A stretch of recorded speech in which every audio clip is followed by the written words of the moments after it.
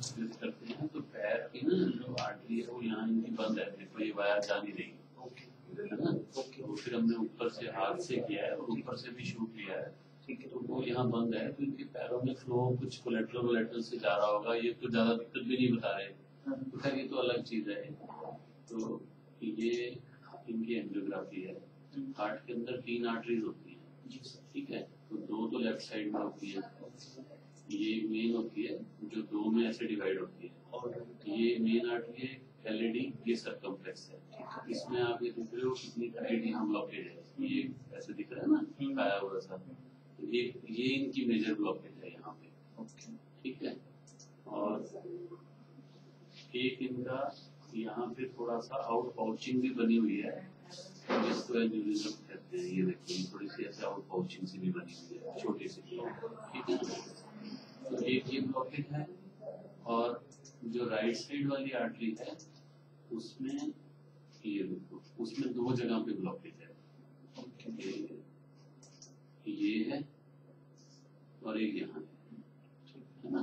तो ये इनकी ब्लॉकेजेस हैं, तो इनमें इनको स्टेंटिंग की जरूरत है।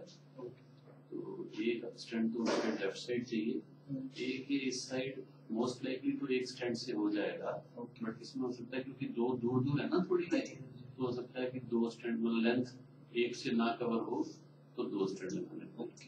तो 2 तो है ही, मतलब मैक्सिमम ये है कि 3 स्टेंट लगे। इस आर्टरी में 2 जरूर पड़ सकती है। सबसे ज्यादा इम्पोर्टेंट जो ब्लॉकेज है वो ये वाली है, ये वाली मैंने आपको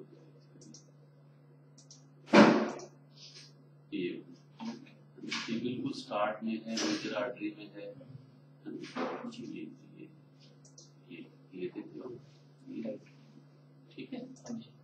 ये इनका करना है, हमने हाथ से की है इनकी एंजियोग्राफी, तो इनके हाथ से ही जो प्लास्टिक भी कर देंगे।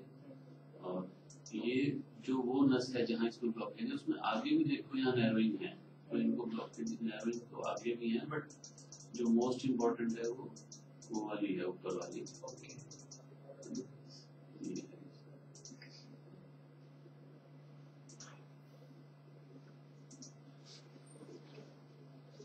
तो sir the only way is stunts, only ways। तो वैसे या तो बाईपास भी एक ऑप्शन है, open heart surgery, open heart surgery तो ऑप्शन। तो कितनी परसेंट ब्लॉकेज है? 32? नहीं, जो ये ब्लॉकेजेस हैं ये दोनों मोर देन 80%। अच्छा, माइनर ब्लॉकेजेस तो हम गिन ही नहीं रहे, जो लेस देन 70% है वो तो कई जगह पे है। अच्छा, तो हम गिन ही नहीं रहे। Okay sir. तो सर क्या प्रोसीजर रहेगा मतलब इसका? इसमें जैसे इन पे वो शीट तो डला हुआ है, हाँ जी, और बड़ा मुश्किल से डला हुआ है, तो उसी के थ्रू ही हो जाएगा ये। इसमें अगर हम जैसे अभी हम कर देंगे तो it will take around 1 hour और बड़ा पेगलिश को बना। फिर ये आज तो आईसीयू में रहेंगे, ठीक है, फॉर मॉनिटरिंग एंड एवरीथिंग, ठीक है। फिर कल शाम को या परसों सुबह तक डिस्चार्ज। एंड मतलब कुछ क्रिटिकल तो नहीं है?